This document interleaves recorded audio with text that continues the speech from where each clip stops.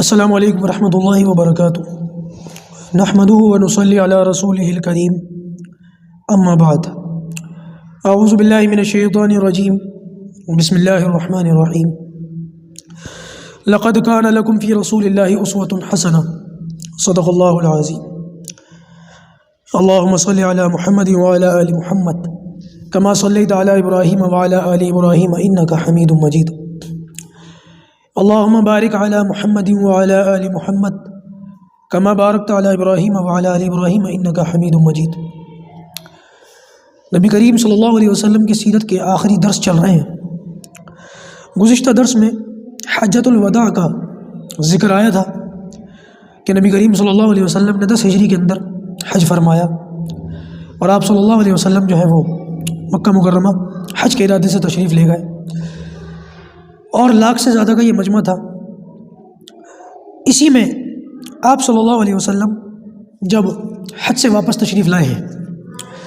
تو ایک واقعہ پیش آیا جس کو دلیل بنا کر بہت سے گمراہ لوگوں نے حضرت علی رضی اللہ تعالیٰ عنہ کے فضائل میں غلو کر دیا، اور اتنا غلو کر دیا، پہلے تو خلافت کے متعلق، اور اب خلافت کے ساتھ ساتھ ان لوگوں کی اگر کتابیں اور ان کے نظریات پڑھیں تو یوں محسوس ہوتا ہے کہ جیسے انہوں نے حضرت علی رضی اللہ تعالیٰ عنہ کو خدائی اختیارات بھی دے دیے، علمان والحفیظ۔ یوٹیوب وغیرہ پر ان لوگوں کی تقریریں بہت عام ہیں جس میں انہوں نے حضرت علی کے فضائل اتنے زیادہ بڑھا دیے، لیکن یہاں میں صرف اس نقطے پر بات کروں گا جس نقطے کو بنیاد بنا کر حضرت علی رضی اللہ تعالیٰ عنہ کی خلافت پر بڑا زور دیا جاتا ہے۔ بات دراصل یہ ہے کہ یہ 10 ہجری ہے اور ذی الحجہ کا مہینہ ہے۔ ذی الحجہ یہ اسلامی کیلنڈر کے اندر سب سے آخری مہینہ ہے، اس پر کیلنڈر پورا ہو جاتا ہے، اور پھر اس کے بعد محرم الحرام نیا مہینہ اور نیا سال آ جاتا ہے۔ تو اگلا سال جو ہے وہ 11 ہجری کا ہے،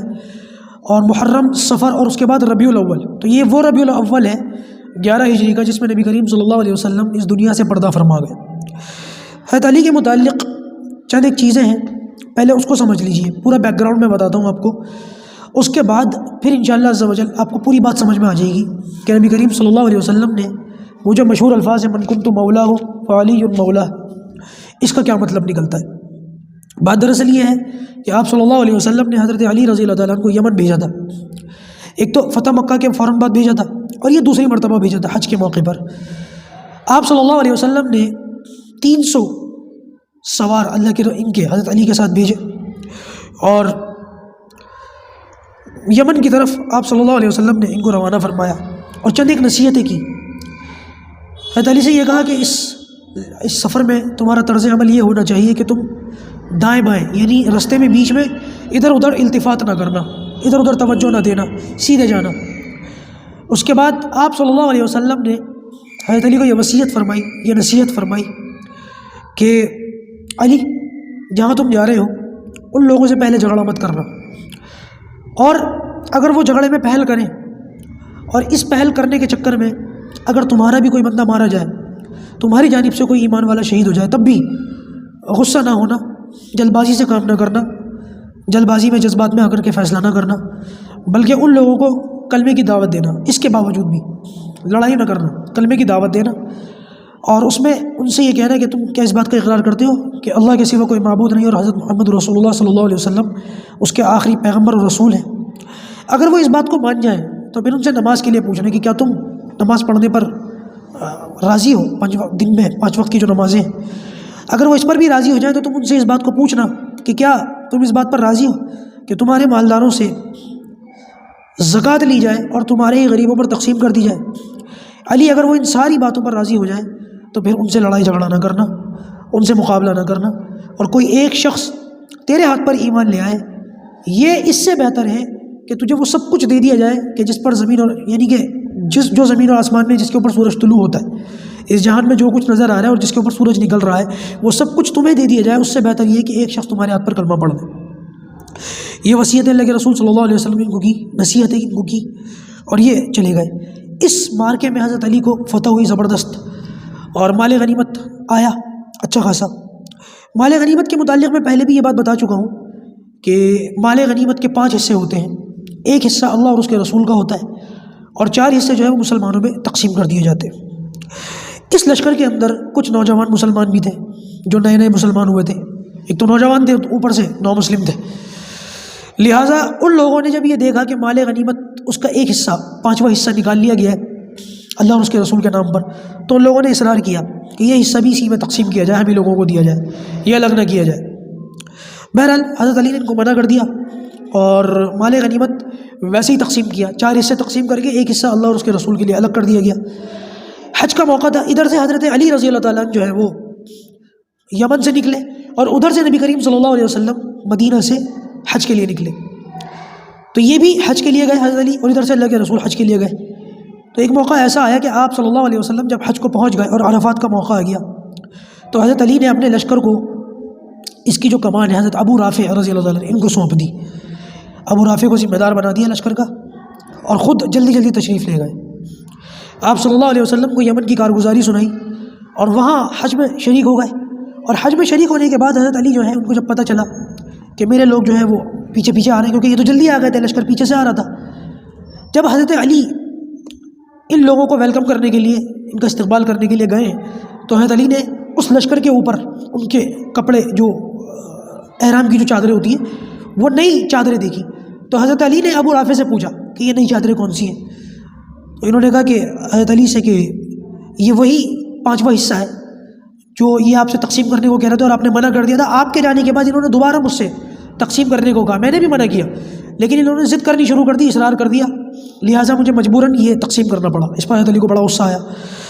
اور حضرت علی نے یہ کہا کہ یہ ساری کی ساری چادریں اتاری جائیں، ابھی اتاری ہیں سب، یہ اللہ اور اس کے رسول کا، اتروا لیا۔ اتروا کر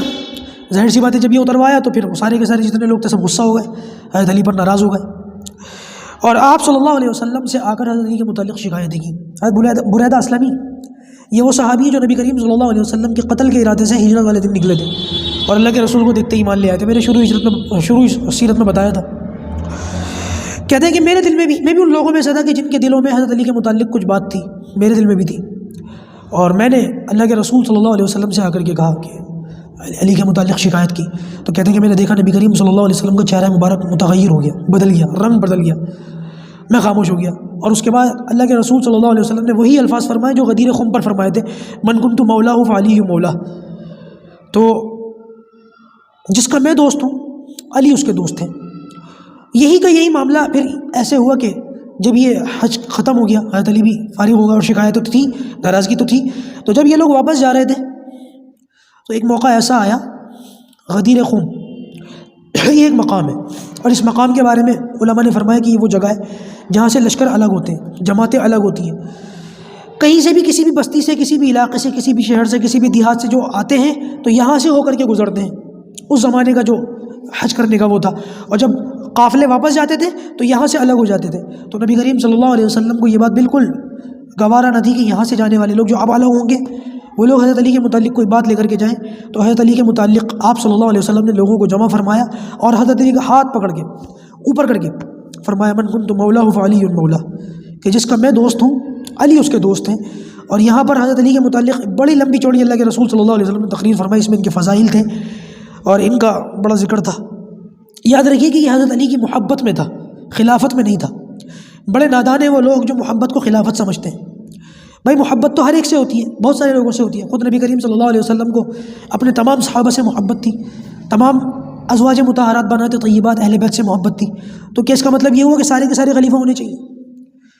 تو ان لوگوں نے اس روایت کا غلط مطلب نکال دیا، حالانکہ اب آپ اس کو سمجھ لیں گے کہ یہ کس طریقے سے اللہ کے رسول صلی اللہ علیہ وسلم نے فرمایا اور اس کا پیچھے کا پس منظر کیا تھا، پورا بیک گراؤنڈ کیا تھا۔ یہ میں نے آپ کو اسی لیے بتایا تھا کہ آپ کو سمجھ میں آئے کہ یہاں خلافت مراد ہے ہی نہیں۔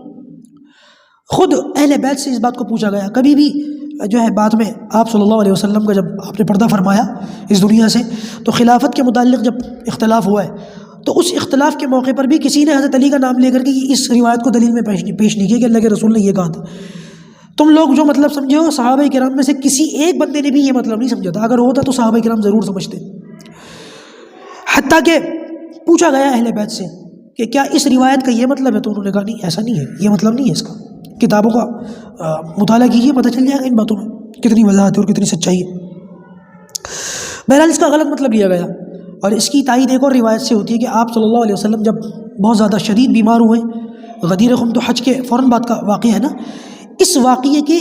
1-2 مہینے کے بعد اللہ کے رسول صلی اللہ علیہ وسلم کو بہت شدید بخار ہوا، سر میں درد ہوا، اور حضرت عباس نے اس موقع پر حضرت علی سے کہا کہ تم اللہ کے رسول صلی اللہ علیہ وسلم سے اپنی خلافت کی وصیت کروا لو. تو حضرت علی نے منع فرما دیا کہ ایک تو بیمار ہے، پتہ نہیں کیا کہتے ہیں اللہ کے رسول اس بارے میں، اور اگر اللہ کے رسول نے منع کر دیا تو پھر اہل بیت کے لیے ہمیشہ کے لیے دروازہ بند ہو جائے گا، اس لیے یہ جو ہے یہ بات نہیں کہتا اللہ کے رسول سے. تو اگر اس غدیر خم پر اللہ کے رسول صلی اللہ علیہ وسلم نے جو فضائل بیان کیے تھے، اس کا مطلب اگر خلافت ہی ہوتا تو حضرت علی کو یہ بات حضرت عباس کو حضرت علی سے یہ بات کہنے کی ضرورت ہی نہیں تھی کہ تم اللہ کے رسول سے یہ بات کہہ دو، اپنے بارے میں وصیت لکھوا لو یا کہلوا لو. ورنہ اگر واقعی وہ خلافت کا اعلان ہوتا تو یہاں پر ضرورت ہی نہیں پڑتی، وہ تو خلافت سمجھتے خود ہی. تو یہاں پر ان کا یہ کہنا اور یہ مشورہ دینا اور حضرت علی کا حضرت عباس کی یہ مکالمہ اس بات کی واضح طور پر دلیل ہے کہ اس سے جو ہے وہ خلافت مراد نہیں ہے. اچھا جی، اس حج سے واپسی کے بعد نبی کریم صلی اللہ علیہ وسلم جو ہے وہ مدینہ میں اپنے قیام فرمایا 2 مہینے تک، کیونکہ ذی الحجہ کے بعد محرم آیا، محرم کے بعد پھر سفر آیا، اور سفر کے بعد پھر وہ ربیع الاول آیا. تو یہ ربیع الاول تک اللہ کے رسول صلی اللہ علیہ وسلم جو ہے مدینہ ہی میں رہے. اس دوران حضرت جبرائیل آئے، اور حضرت جبرائیل جو ہے وہ ایک الگ کسی ایسی شکل میں آئے جو اللہ کے رسول کے پاس اس شکل میں نہیں آتے تھے. انسانی شکل تھی، صحابہ بیٹھے ہوئے تھے، ایمان کے متعلق اور کچھ باتوں کے متعلق سوالات کیے اور چلے گئے. آپ صلی اللہ علیہ وسلم نے فرمایا ذرا دیکھو کون تھے. صحابہ کرام پیچھے گئے تو کوئی نام و نشان بھی نہیں. تو آپ نے فرمایا جبرائیل تھے، اور یہ اس شکل میں آئے کہ پہلے شکل میں کبھی نہیں آئے، اسی وجہ سے میں ان کو پہچانا نہیں، ورنہ یہ کبھی بھی آتے تھے تو دوسرا اسٹائل ہوتا تھا ان کے آنے کا. آج جس اسٹائل میں آئے ہیں یہ طریقہ ہی دوسرا تھا. اچھا جی، آپ صلی اللہ علیہ وسلم کو اذا جاء نصر اللہ والفتح یہ صورت تو نازل ہوئی، اور اس پر آپ صلی اللہ علیہ وسلم کو لوگوں کے ذوق در ذوق اسلام کے اندر داخل ہونے کی خوشخبری بھی سنائی گئی. تو آپ صلی اللہ علیہ وسلم نے کثرت سے پھر استغفار کرنا شروع کر دیا، اللہ تبارک و تعالیٰ سے دعا استغفار. اور آپ صلی اللہ علیہ وسلم نے حضرت فاطمہ الزہرا رضی اللہ تعالیٰ عنہ سے خود فرمایا تھا کہ فاطمہ، مجھے جو جبرائیل آتے ہیں ہر بار اور رمضان کے مہینے میں مجھ سے قرآن کا دور کرتے ہیں، تو اس مرتبہ مجھ سے 2 مرتبہ دور کیا، مجھے لگتا ہے کہ میرا وقت قریب ہے، میں اس دنیا سے جانے والا ہوں. 2 مرتبہ کا یہ دور کرنا اس بات کا اس طرف اشارہ ہو سکتا ہے کہ شاید اللہ تعالیٰ مجھے اپنے پاس بلا لے. بہرحال آپ صلی اللہ علیہ وسلم جو ہے وہ احد کے میدان میں تشریف لے گئے. 8 سال کے بعد، غزوہ احد کے 8 سال کے بعد آپ صلی اللہ علیہ وسلم گئے، اور آپ نے جنازے کی نماز دوبارہ پڑھی. تمام جو اس غزوے کے اندر شہید تھے اس کو گنج شہید کہتے ہیں، ان کی قبریں آج تک وہاں حضرت حمزہ رضی اللہ تعالیٰ عنہ، انس بن نضر رضی اللہ تعالیٰ عنہ اور دیگر صحابہ کرام. احد کے موقع پر میں نے تقریباً ایک صحابی کا نام لے کر کے ذکر کیا تھا، انشاءاللہ پھر دوبارہ ان کا ذکر کریں گے. تو اس موقع پر آپ صلی اللہ علیہ وسلم نے ان کے لیے دعائیں کی، اور اس موقع پر آپ صلی اللہ علیہ وسلم نے فرمایا کہ ان کے لیے دعا کی، استغفار کی. اور سیرت المصطفیٰ کے اندر مولانا ادریس کاندلوی رحمۃ اللہ نے لکھا کہ آپ صلی اللہ علیہ وسلم نے یہاں پر جنازی کی بھی نماز پڑھی ان کے بارے میں. اس کے بعد آپ صلی اللہ علیہ وسلم مدینہ تشریف لے آئے واپس، اور لوگوں کو جمع کیا، ممبر کے اوپر بیٹھے، اور آپ صلی اللہ علیہ وسلم نے وہاں پر جو ہے تقریر فرمائی، بیان فرمایا. لوگوں سے کہا کہ لوگوں میں آگے جانے والا ہوں، اور ان قریب تم بھی پیچھے آؤ گے، ہم سے مل جاؤ گے، اور میں جب آگے جاؤں گا